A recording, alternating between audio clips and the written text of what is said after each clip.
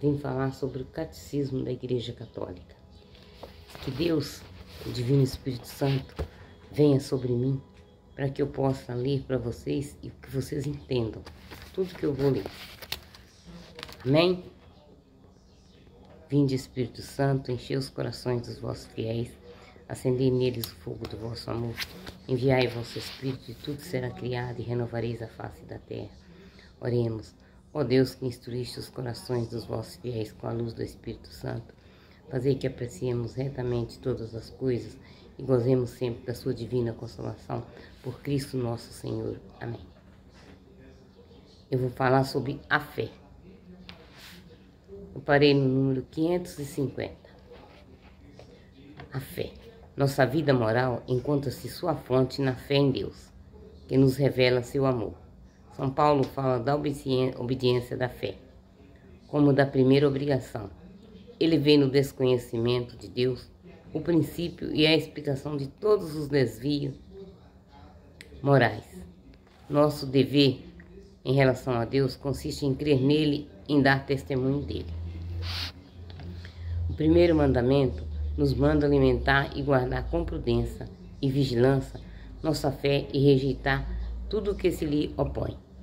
Há diversas maneiras de pecar contra a fé.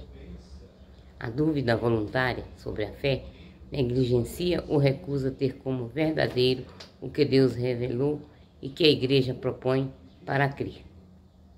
A dúvida involuntária designa a exaltação em crer, a dificuldade de superar as objeções ligadas à fé ou ainda a ansiedade suscitada pela obscuridade da fé. Se for deliberadamente cultivada, a dúvida pode levar à cegueira de espírito. A incredulidade e a negligência da verdade revelada ou a recusa voluntária de lhe dar o próprio assentimento chama-se a heresia, a negação pertinaz, após a recepção do batismo, de qualquer verdade que se deve crer com fé divina e católica, ou a dúvida pertinaz a respeito dessa verdade chama-se apostasia, o repúdio total da fé cristã. Chama-se cisma a recusa de sujeição do sumo pontífice ou da comunhão com os membros da igreja a eles sujeitos. Agora eu vou falar sobre a esperança. Quando Deus se revela e chama o homem, este não pode responder plenamente ao amor divino por suas próprias forças. Deve esperar que Deus lhe dê a capacidade de corresponder a este amor e de agir de acordo com os mandamentos da caridade. A esperança é o aguardar confiante da bênção divina e da visão beatífica de Deus. É também o temor de ofender o amor de Deus e de provocar o castigo. O primeiro mandamento visa também os pecados contra a esperança, que são os desespero e a presunção. Pelo desespero, o homem deixa de esperar de Deus sua salvação pessoal, os auxílios para alcançá-la ou o perdão de seus pecados. O desespero opõe-se à bondade de Deus, à sua justiça, porque o Senhor é fiel às suas promessas e à sua misericórdia. Há duas espécies de presunção. Ou o homem presume suas capacidades, esperando poder salvar-se sem a ajuda do alto, ou então presume a onipotência ou a misericórdia de Deus, esperando obter seu perdão sem conversão e a glória sem mérito. Agora eu vou falar sobre a caridade. A fé no amor de Deus desenvolve o apelo e a obrigação de responder à caridade divina por um amor sincero. O primeiro mandamento se ordena que amemos a Deus, acima de tudo e acima de todas as criaturas, por Ele mesmo e por causa dele. Pode-se pecar de diversas maneiras contra o amor de Deus. A indiferença negligencia ou recusa a consideração da caridade divina. Menospreza a iniciativa de Deus em nos amar e nega sua força. A ingratidão omite ou se recusa a reconhecer a caridade divina e a pagar com amor. A tibieza é a exaltação ou a negligência em responder em amor divino, podendo implicar a recusa de se entregar ao dinamismo da caridade. A assídia ou preguiça espiritual chega a recusar até a alegria que vem de Deus e a ter horror ao bem divino. O ódio a Deus vem do orgulho, opõe-se ao amor de Deus, cuja bondade nega, e atreve-se a maldizê-lo, com aquele que proíbe os pecados e aflige as penas. Só a ele prestarás culto. As virtudes teologais da fé, da esperança e da caridade dão forma às virtudes morais e as vivificam. Assim, a caridade nos leva a dar a Deus aquilo que em toda justiça lhe devemos como criaturas. A virtude da religião nos dispõe a essa atitude. Agora eu vou falar sobre a adoração. A adoração é o primeiro ato da virtude da religião. Adorar a Deus é reconhecê-lo como Deus, como Criador e o Salvador, o Senhor e o dono de tudo que existe, o amor infinito e misericordioso. Adorarás o Senhor teu Deus só a Ele prestarás culto. Diz Jesus, citando no Deuteronômio, no 6, versos 13. Adorar a Deus é, no respeito e na submissão absoluta, reconhecer o nada da criatura, o qual não existe a não ser por Deus. Adorar a Deus é como Maria no Magnífica, louvá-lo, exaltá-lo e humilhar-se a si mesmo, confessando com gratidão que ele fez grande coisa e que seu nome é santo. A adoração do Deus único liberta o homem do fechamento em si mesmo, da escravidão do pecado e da idolatria do mundo. Agora eu vou falar sobre a oração. Os atos de fé, de esperança e de caridade, ordenados pelo primeiro mandamento, cumprem-se na oração.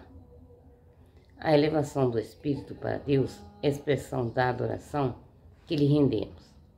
Prece de louvor, de ação de graça, de intercessão e de súplica. A oração é uma condição indispensável para poder obedecer aos mandamentos de Deus. É preciso orar sempre, sem nunca desistir. Agora eu vou falar sobre o sacrifício. É justo oferecer a Deus sacrifício em sinal de adoração e de reconhecimento, de súplica e de comunhão. É verdadeiro sacrifício toda ação feita para se unir a Deus em santa comunhão e poder ser feliz. Para ser verídico, o sacrifício exterior deve ser a expressão do sacrifício espiritual. O sacrifício para Deus é um espírito contrito. Os profetas na antiga aliança denunciaram com frequência o sacrifício feito sem participação interior ou sem ligação com o amor do próximo. Jesus recorda a palavra do profeta Oséias: misericórdia eu quero, não sacrifício. Eu quero misericórdia, não sacrifício.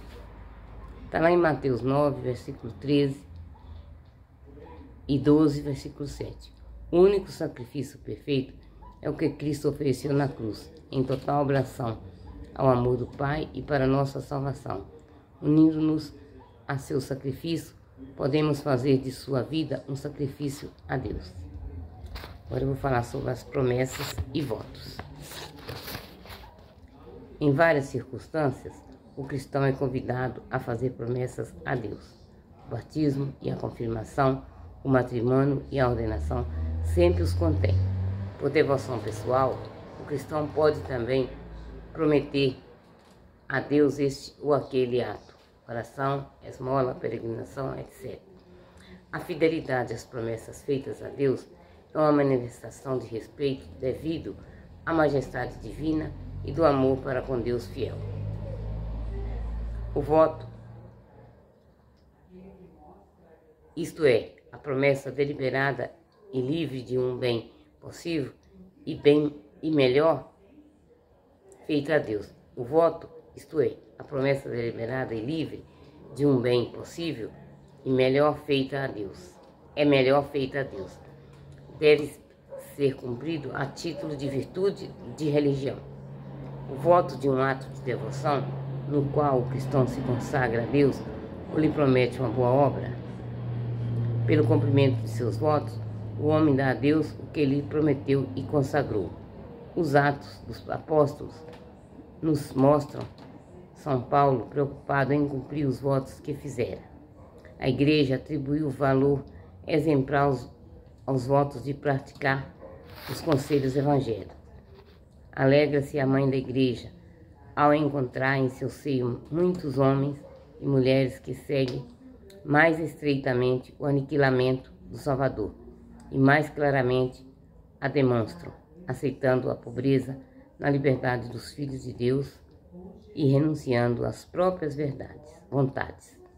Submetem-se ele ao homem por causa de Deus, em matéria de perfeição, além da medida do preceito, para que mais plenamente se conforme a Cristo obediente.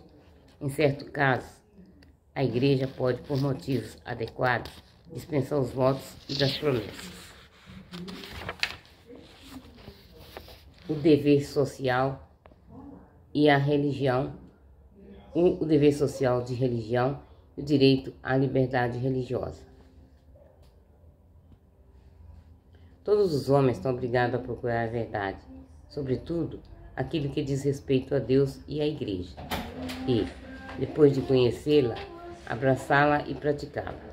Este dever decorre da própria natureza dos homens e não contraria o respeito sincero para com as diversas religiões que refletem lampejos daquela verdade que ilumina todos os homens, nem a exigência da caridade, que impele os cristãos a tratar com amor, prudência e paciência os homens que vivem no erro e na ignorância acerca da fé.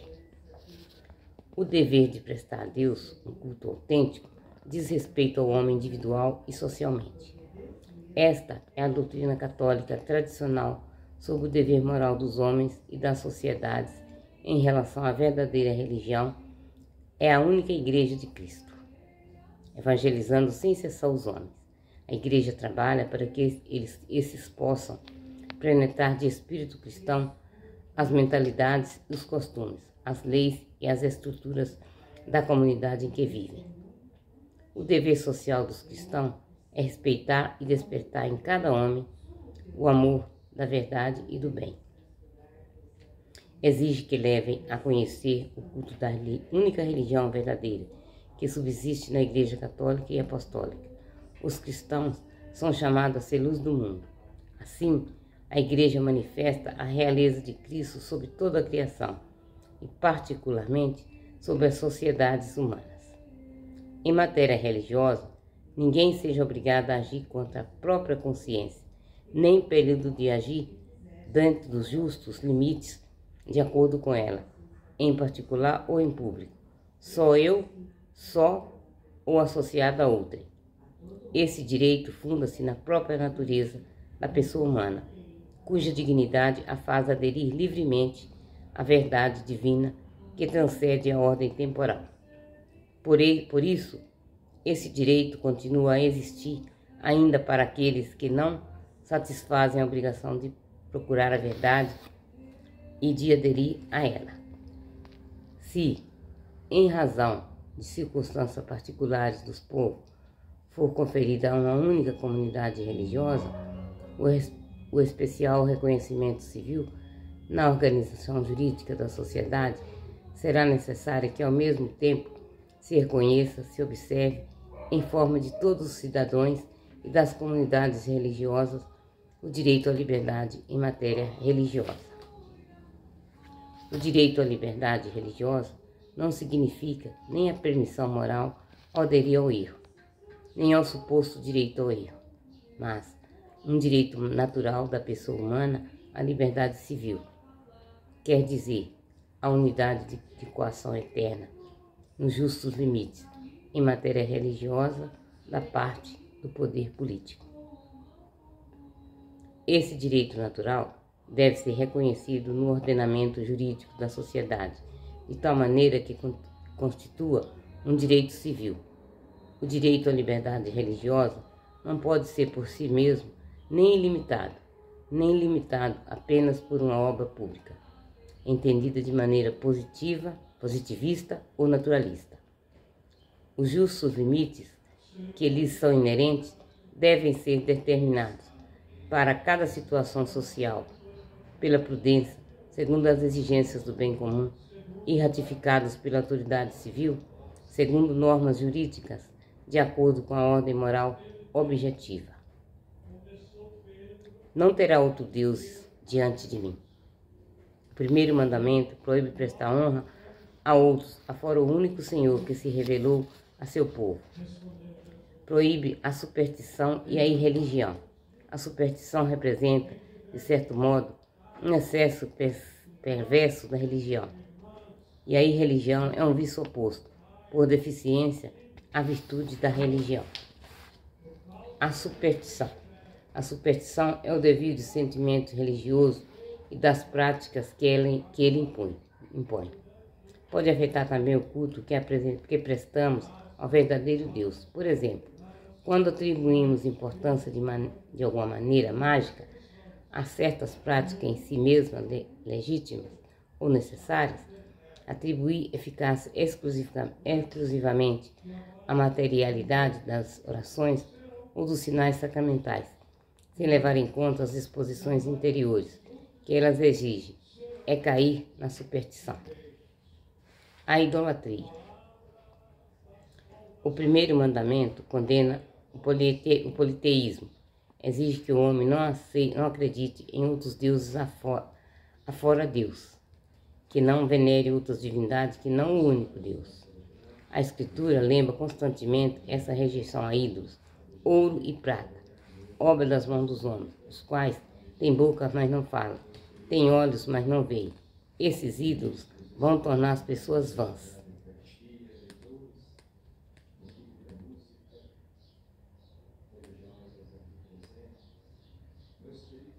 Sejam como eles, os que fabricam e todos os que neles confiam. Deus, pelo contrário, é o Deus vivo, que faz viver e intervém na história. A idolatria não diz respeito somente aos falsos cultos do paganismo. Ela é uma tentação constante da fé. Consiste em divinizar o que não é Deus. Existe idolatria quando o homem presta honra e veneração à criatura no lugar de Deus, quer se trate de Deus ou de demônios. Por exemplo, o satanismo, do poder, do prazer, da etnia, dos antepassados, do Estado, do dinheiro, etc. Não podeis servir a Deus e ao dinheiro, diz Jesus. Está lá em Mateus 24. Numerosos mártires morreram por não adorar a besta, recusando-se até a simular seu culto. A idolatria nega o senhorio exclusivo de Deus. É, portanto, incompatível com a comunhão divina. A vida humana unifica-se na adoração do único Deus. O mandamento de adorar o único Senhor simplifica o homem e o livra de uma dispersão infinita. A idolatria é uma perversão do sentimento religioso inato do homem. A idolatria é aquele que refere qualquer coisa que não seja Deus, sua indestrutível noção de Deus.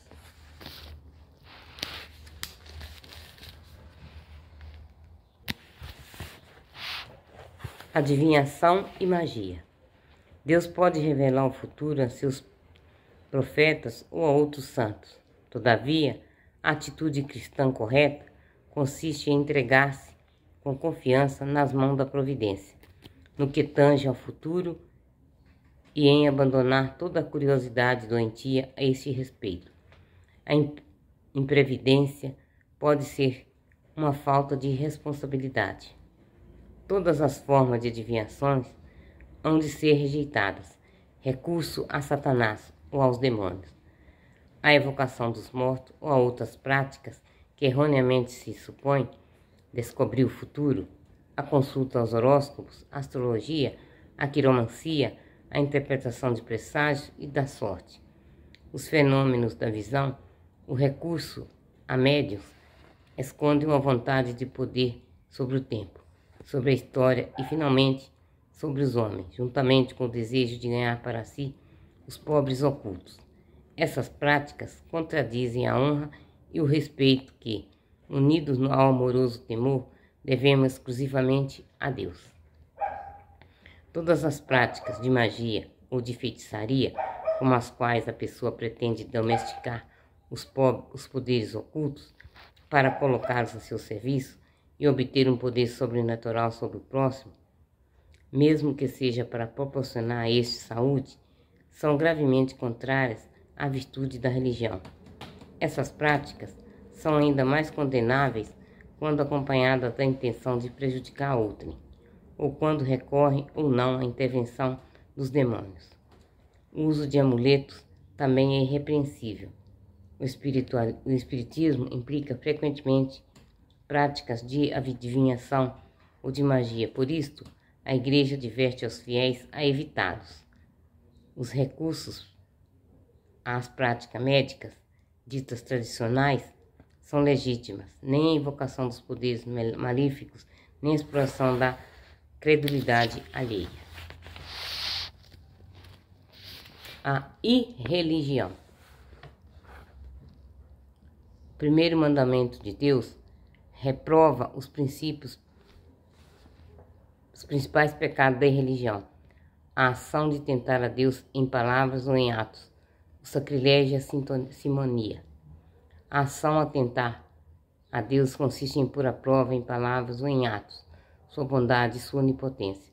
Foi assim que Satanás quis conseguir que Jesus atirasse do alto do templo e obrigasse Deus desse modo a agir.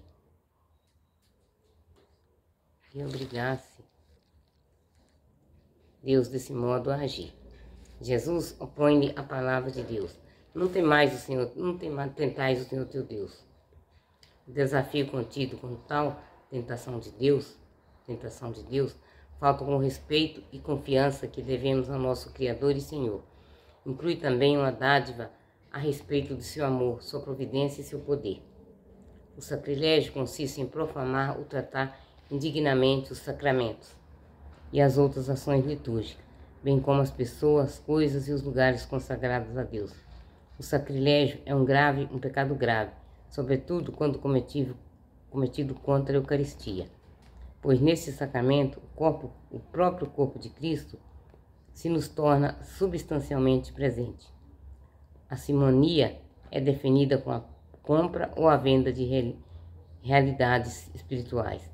A Simão, o mago que queria comprar o poder espiritual que via em ação nos apóstolos, Pedro responde: que o teu dinheiro vá contigo à perdição. Pensas que podes adquirir o dom de Deus por dinheiro? Dessa maneira, Pedro obedecia a palavra de Deus. De graça recebesse, de graça deveis dar. É impossível apropriar-se dos bens espirituais e comportar-se em relação a eles como possuidor ou um dono, pois a fonte de Deus é Deus, deles é Deus. Só se pode recebê-los gratuitamente dele. Todos os dons que a gente tem só é recebido de Deus. Ninguém dá pra gente dom. Ninguém, só Deus. A gente já nasce com o dom que Deus dá. Além das ofertas estabelecidas pela autoridade competente, o mistério nela nada peça pela administração dos sacramentos, tomando cuidado para que os necessitados não sejam privados da ajuda dos sacramentos por causa da sua pobreza. A autoridade competente fixa estas ofertas em virtude do princípio de que o povo cristão deve cuidar do sustento dos ministros da igreja. O trabalhador tem direito a seu sustento. Mateus 10, 10. Eu vou parar, meus irmãos.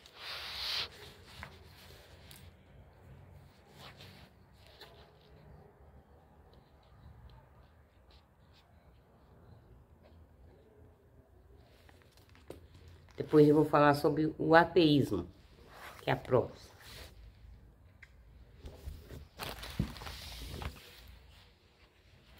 Depois tem um resumo mais pra frente. Que todos tenham uma abençoada terça-feira. Que o Senhor abençoe a cada um de vocês. Leiam, ouçam, compartilhem e deixem o joinha. Que é pro YouTube entender que vocês estão gostando.